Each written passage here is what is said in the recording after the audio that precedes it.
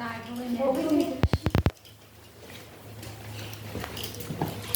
Students. Hello ma'am. कैसे हैं आप लोग? अच्छे हैं मैम। अच्छे हैं। Yes ma'am. आज आप लोगों को मैं एक न्यू टॉपिक पढ़ाने वाली हूँ, ठीक है?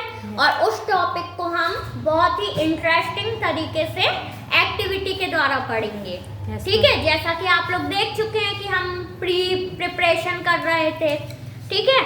तो आज का हमारा जो टॉपिक है बंध। क्या है? बंध। बंध है। हम कई सारी चीजें उपयोग करते हैं, यूज करते हैं, अपने आसपास भी देखते हैं जो यौगिक के रूप में होती हैं। तो एक बहुत ही कॉमन एग्जांपल तो हम सब जानते हैं, जैसे कार्बन डाइऑक्साइड है। कार्बन डाइऑक्साइड क्या है? कार्बन और ऑक्सीजन के मिलने से एक यौगिक बना है ना? तो जो यौगिक होते हैं, यौगिक में क्या होता है, जो तत्व होते हैं वो आपस में बंधों के द्वारा बंधे हुए होते हैं, ठीक है? तो आज हम वही बंध के बारे में पढ़ने वाले हैं। जो बंध होते हैं वो 3 प्रकार के होते हैं, ठीक है? और जिस प्रकार का बंध होता है उसी तरह का नाम यौगिक का भी होता है। जैसे आप लोग यहाँ बोर्ड में देख रहे हैं, सबसे पहले आयनिक बंध या विद्युत संयोजी बंध, ठीक है? दूसरा टाइप है सहसंयोजी बंध और तीसरा टाइप है उपसहसंयोजी बंध। तो ये बंध को इंग्लिश में हम कहते हैं बॉन्ड, ठीक है? बंध के 3 टाइप्स हैं, 3 प्रकार है बंध के। तो ये तीनों प्रकार में से सबसे पहले हम देखेंगे क्या? आयनिक बंध या विद्युत संयोजी बंध, ठीक है? तो आयनिक बंध या विद्युत संयोजी बंध कब बनता है? जब 2 तत्व आपस में मिलकर यौगिक बनाएंगे। यौगिक कब बनाएंगे? देखो यहाँ हम NaCl नमक के एग्जाम्पल से आपको बताते हैं कि किस स्थिति में आयनिक बंध बनता है। यहाँ सोडियम है, सोडियम का परमाणु क्रमांक कितना है? 11 है सोडियम का परमाणु क्रमांक। यदि हम इसका इलेक्ट्रॉनिक विन्यास लिखेंगे तो इसका इलेक्ट्रॉनिक विन्यास क्या हो जाएगा? 1s2 2s2 2p6 3s1, ठीक है? तो इसकी आखिरी कक्षा क्या है? ये 3s1 है। और मान लीजिए हम इसकी परमाणु संरचना भी देख लेते हैं। तो ये सोडियम में पहली कक्षा में 2 इलेक्ट्रॉन, दूसरी में 8 इलेक्ट्रॉन और तीसरी में 1 इलेक्ट्रॉन है, ठीक है? और जो क्लोरीन है, क्लोरीन में पहली कक्षा में 2 इलेक्ट्रॉन, दूसरी कक्षा में 8 इलेक्ट्रॉन और तीसरी कक्षा में 7 इलेक्ट्रॉन है। आप लोग जानते हैं कि कोई भी तत्व मिलकर यौगिक तभी बना सकते हैं जब उनकी बाहरी कक्षा में अष्टक पूर्ण हो। अष्टक पूर्ण होने का मतलब क्या है? 8 इलेक्ट्रॉन उपस्थित हो, ठीक है? यदि तत्वों की बाहरी कक्षा में 8 इलेक्ट्रॉन नहीं होते हैं तो मतलब उनका अष्टक पूर्ण नहीं है। और जब तक अष्टक पूर्ण नहीं होता है तब तक वो आपस में मिलकर यौगिक नहीं बना सकते, ठीक है? तो यहाँ हम देख रहे हैं कि सोडियम की बाहरी कक्षा में 1 इलेक्ट्रॉन है और क्लोरीन की बाहरी कक्षा में 7 इलेक्ट्रॉन है। अब देखो ये क्लोरीन जो है वो 7 के 7 इलेक्ट्रॉन सोडियम को नहीं दे सकता। दे सकता है क्या? और ना ही यहाँ इन लोग आपस में कंप्रोमाइज कर सकते हैं कि भाई दोनों मिलके कर ले, ये भी नहीं हो सकता, है ना? तो यहाँ क्या हो सकता है कि देखो ये सोडियम की बाहरी कक्षा में सिर्फ 1 इलेक्ट्रॉन है, इसको 7 की जरूरत और है। लेकिन यहाँ क्लोरीन की आखिरी कक्षा में 7 इलेक्ट्रॉन है, इसको सिर्फ कितने की जरूरत है? 1 की जरूरत है। तो क्या होता है, ये सोडियम 1 इलेक्ट्रॉन इसको दे देगा। तो अब सोडियम की बाहरी कक्षा कितने इलेक्ट्रॉन की हो जाएगी? 8 इलेक्ट्रॉन की हो जाएगी। और क्लोरीन की भी बाहरी कक्षा में कितने इलेक्ट्रॉन हो जाएंगे? 8 इलेक्ट्रॉन हो जाएंगे। तो दोनों का अष्टक पूर्ण हो जाएगा और इस तरह फिर दोनों के बीच बंध बन के ये क्या बना लेंगे? NaCl। NaCl किसका नाम है? नमक का नाम है, ठीक है? तो इस तरह पूर्ण रूप से इलेक्ट्रॉन का दान करने और इलेक्ट्रॉन को ग्रहण करने से तत्वों के बीच में जो बंध बनता है वो कहलाता है आयनिक बंध या विद्युत संयोजी बंध। बंध। और जिन यौगिकों में इस तरह का बंध बनता है वो यौगिक क्या कहलाएंगे? आयनिक यौगिक। समझ में आया? इसी को अब हमारे स्टूडेंट एक एक्टिविटी के द्वारा बताएंगे, ठीक है? तो एक्टिविटी के रूप में इसको आपको और इंटरेस्टिंग लगेगा। हाँ, रुक जाओ, वो आ रहे थे ना। चलो जाओ, अब एक्टिविटी करके दिखाएंगे ये लोग, ठीक है? दोनों लोग। अच्छा, यहाँ पर मैं बता दूं कि देखो ये क्या बनी हुई है, थोड़ा सा उस साइड जाएं आप लोग। हाँ, ये क्या बनी हुई है? सोडियम, ठीक है? जैसा सोडियम की कक्षा होती है ये वो है, और ये है क्लोरीन, ठीक है? सोडियम का परमाणु क्रमांक 11 और ये क्लोरीन, ठीक है? चलिए आप लोग एक्टिविटी दिखाइए, कहीं कुछ गड़बड़ होगा तो मैं फिर बताऊंगी। ए सोडियम सुन, तेरी कक्षा का सारा अष्टक पूर्ण है, तो एक इलेक्ट्रॉन तेरे पास एक्स्ट्रा है तो वो मुझे दे दे, तो मेरा भी अष्टक पूर्ण हो जाएगा, तो हम दोनों हमेशा साथ में रहेंगे NaCl नमक बन के। पक्का? पक्का।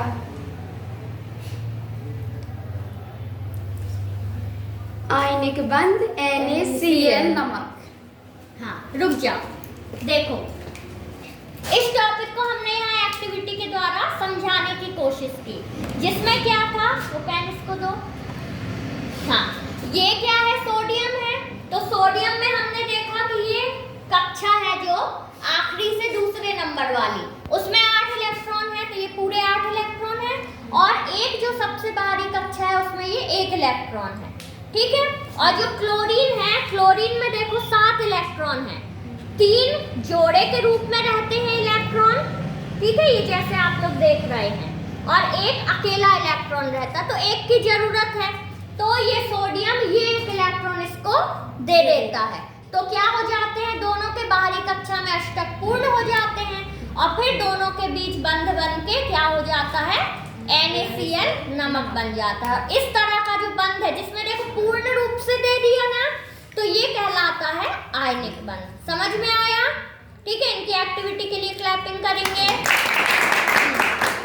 चलिए अब हम नेक्स्ट टॉपिक को देखेंगे।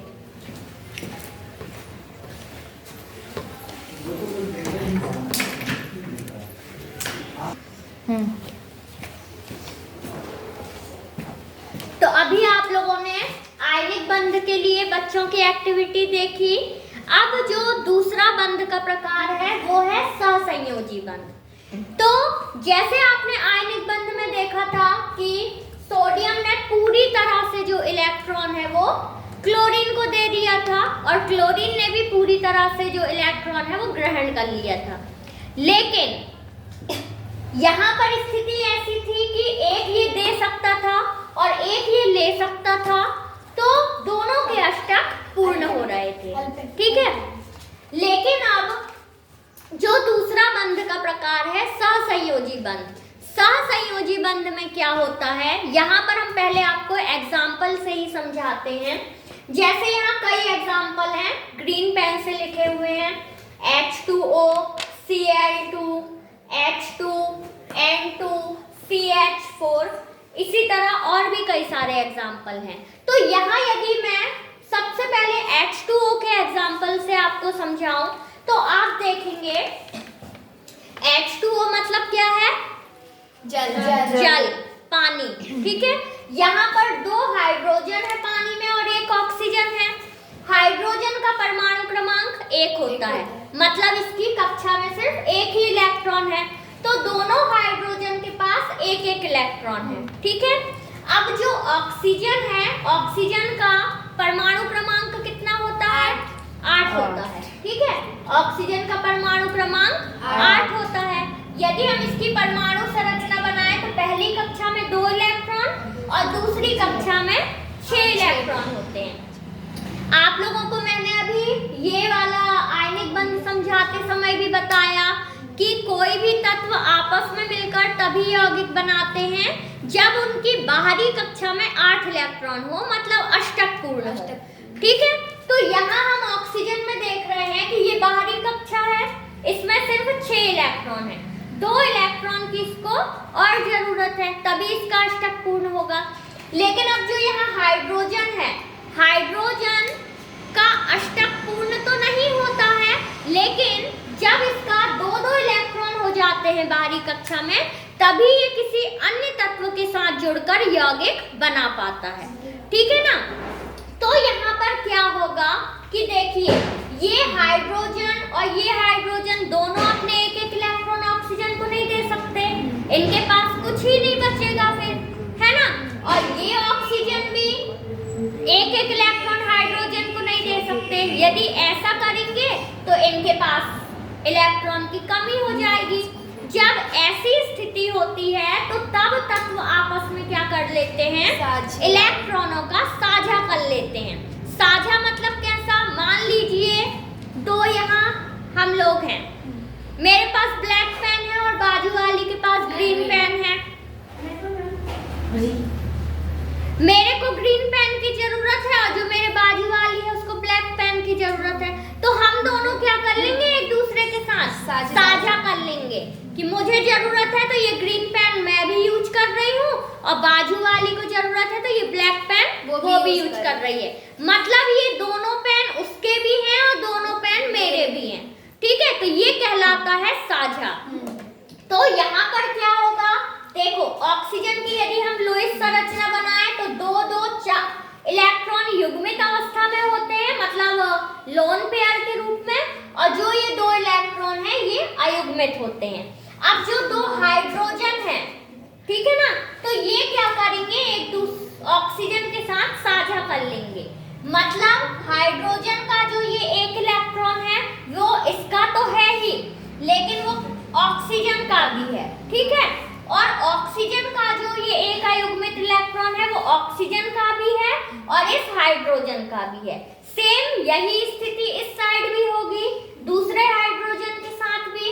हाइड्रोजन का ये 1 इलेक्ट्रॉन हाइड्रोजन का भी है और ऑक्सीजन का भी है, और ऑक्सीजन का ये 1 इलेक्ट्रॉन ऑक्सीजन का भी है और हाइड्रोजन का भी है। तो देखो अब सब लोग यौगिक बनाने लायक हो गए ना। ऑक्सीजन के पास 1 2 3 4 5 6 7 8 इलेक्ट्रॉन हो गए, और हाइड्रोजन के पास भी 1 2 1 2 2 इलेक्ट्रॉन हो गए। तो इस तरह से जो बंध बनता है वो कहलाता है सहसंयोजी बंध, जिसमें क्या होता है, जो तत्व होते हैं वो आपस में इलेक्ट्रॉनों का साझा करते हैं। ठीक है, मतलब ये तेरा भी और मेरा भी, और ये तेरा भी और मेरा भी। तो इस बंध को भी हम एक एक्टिविटी के द्वारा समझेंगे। ठीक है, जो बच्चे यहाँ प्रदर्शित करेंगे, और जिन यौगिकों में इस तरह का बंध पाया जाता है वो सहसंयोजी यौगिक कहलाते हैं। ठीक है, तो अब स्टूडेंट यहाँ इसको एक्टिविटी के द्वारा प्रदर्शित करेंगे, जिसमें H2O पानी का वो उदाहरण समझाएंगे।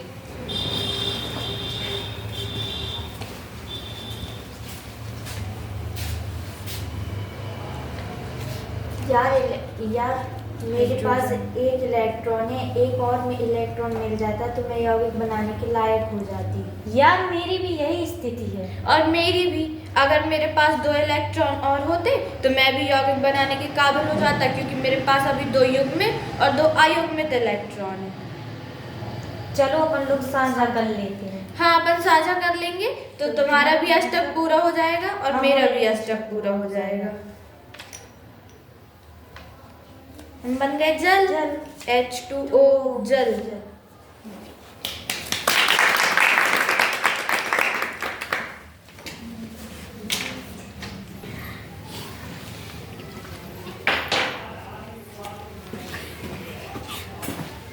तो ये सहसंयोजी बंध की आपने एक्टिविटी देखी, इसके लिए सभी लोग क्लैपिंग करेंगे। अच्छी एक्टिविटी थी समझाने के लिए। अब आयनिक बंध और सहसंयोजी बंध के बाद जो तीसरा प्रकार है बंध का, वो है उपसहसंयोजी बंध। आयनिक बंध में हमने देखा कि इलेक्ट्रॉनों को या तो पूर्ण रूप से ले लिया जाता है, एक तत्व पूर्ण रूप से ले लेता है और दूसरा पूर्ण रूप से दे देता है। सहसंयोजी बंध में हमने देखा कि इलेक्ट्रॉनों का साझा होता है। अब जो उपसहसंयोजी बंध है इसको भी हम सहसंयोजी बंध की तरह कह सकते हैं। सहसंयोजी बंध में हमने देखा था कि एक इलेक्ट्रॉन की जरूरत यदि सामने वाले को है तो एक इलेक्ट्रॉन की जरूरत हमको भी है। हमारा इलेक्ट्रॉन सामने वाले का भी होता है और सामने वाले का इलेक्ट्रॉन हमारा भी होता है। इस तरह की कंडीशन होती है। लेकिन उपसहसंयोजी बंध में क्या होता है कि दो तत्व हैं, दो तत्वों में एक तत्व का तो अष्टक पूर्ण है, लेकिन दूसरा जो तत्व है उसको दो इलेक्ट्रॉनों की आवश्यकता है। उपसहसंयोजी बंध कब बनेगा कि दो तत्व हैं, एक तत्व का अष्टक तो पूर्ण हो गया है, लेकिन जो दूसरा तत्व है उसके पास दो इलेक्ट्रॉन की कमी है। तो तब क्या होता है, जिसके पास कमी होती है दो इलेक्ट्रॉन की, जैसे हम यहाँ फिर से एक एग्जांपल देखते हैं जिसमें उपसहसंयोजी बंध बनता है CO। CO का नाम है कार्बन मोनोऑक्साइड। इन दोनों के बीच यदि हम देखें तो कार्बन का हमें परमाणु क्रमांक पता है कितना होता है, 6 होता है। तो यदि इसकी परमाणु संरचना बनाए तो पहली कक्षा में 2 इलेक्ट्रॉन और दूसरी कक्षा में 4 इलेक्ट्रॉन। और लुईस संरचना यदि हम बनाए कार्बन की तो 4 अयुग्मित इलेक्ट्रॉन होते हैं इसमें, ठीक है। अब यदि हम ऑक्सीजन देखें तो ऑक्सीजन का परमाणु क्रमांक कितना होता है, 8 होता है। इसकी परमाणु संरचना बनाए तो पहली कक्षा में 2 इलेक्ट्रॉन और दूसरी कक्षा में 6 इलेक्ट्रॉन। और यदि इसकी भी हम लुईस संरचना बनाए ऑक्सीजन की तो इसमें 2 होते हैं युग्मित इलेक्ट्रॉन, जिनको कहा जाता है एकांकी इलेक्ट्रॉन युग्म और इंग्लिश में कहा जाता है लोन पेयर। तो ऑक्सीजन में 2 लोन पेयर होते हैं और 2 होते हैं अयुग्मित इलेक्ट्रॉन। तो जब कार्बन और ऑक्सीजन आपस में मिलकर कार्बन मोनोऑक्साइड बनाते हैं तो सबसे पहले क्या होता है कि कार्बन और ऑक्सीजन दोनों के जो 2-2 सिंगल इलेक्ट्रॉन है, अयुग्मित इलेक्ट्रॉन है, वो आपस में मिल जाते हैं। ये सहसंयोजी बंध बना है अभी, ठीक है। ऐसा करने से क्या होता है, 2-2 इलेक्ट्रॉन के साझा करने से ऑक्सीजन का तो अष्टक पूर्ण हो जाता है, लेकिन हम देखेंगे कि कार्बन के पास अभी भी 2 अयुग्मित इलेक्ट्रॉन है। और यदि हम दोनों तत्वों के इलेक्ट्रॉन को काउंट करें तो देखिए ऑक्सीजन के 1 2 3 4 5 6 7 8 ऑक्सीजन के 8 हो गए। अब यदि हम कार्बन के इलेक्ट्रॉन गिने तो 1 2 3 4 5 6, अभी भी कार्बन को 2 इलेक्ट्रॉन की जरूरत है, लेकिन ऑक्सीजन का अष्टक पूर्ण हो गया है। तो अब क्या होगा, कार्बन ऑक्सीजन से 2 इलेक्ट्रॉन उपसहसंयोजी बंध बनाकर ग्रहण करेगा, ठीक है ना। तो जो ऑक्सीजन के ये 2 एकांकी इलेक्ट्रॉन युग्म है जिनको लोन पेयर कहते हैं, वो क्या कर लेगा, ऑक्सीजन कार्बन को साझा करवा देगा, ठीक है। और इस तरह का जो बंध बनता है जिसमें एकांकी इलेक्ट्रॉन युग्म जो है दिए जाते हैं, वो बंध कहलाता है उपसहसंयोजी बंध। और जिन यौगिकों में इस तरह का बंध बनता है वो यौगिक कहलाते हैं उपसहसंयोजी यौगिक। इस बंध को भी हम कार्बन मोनोऑक्साइड के उदाहरण से एक एक्टिविटी के द्वारा समझेंगे। तो आप लोग देखिएगा अब उस एक्टिविटी को। आ जाओ यहाँ पर स्टूडेंट्स। मेरा नाम ये है। पहले अच्छे से अपनी स्थिति ले लीजिए फिर स्टार्ट करिए।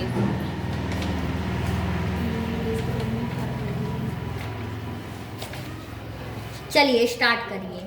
यार ऑक्सीजन अपन दोनों के 2-2 इलेक्ट्रॉन के साझा करने से तेरा अष्टक पूर्ण हो गया है, किंतु मेरा नहीं।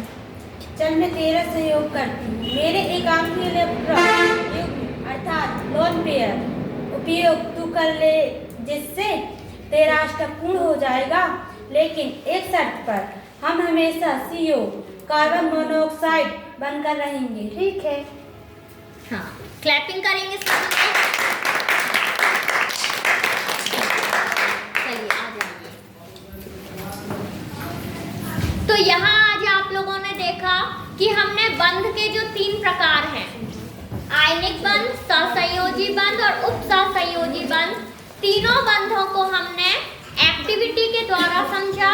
आप लोगों को यदि ये वीडियो अच्छा लगा हो तो मेरे चैनल को सब्सक्राइब करिएगा, वीडियो को ग्रुप्स में शेयर करिएगा और लाइक जरूर करिएगा। Thank you. और बेल आइकन जरूर दबाइएगा। बेल आइकन दबाना मत भूलिएगा। हमारे स्टूडेंट बहुत YouTube के बारे में जानते हैं।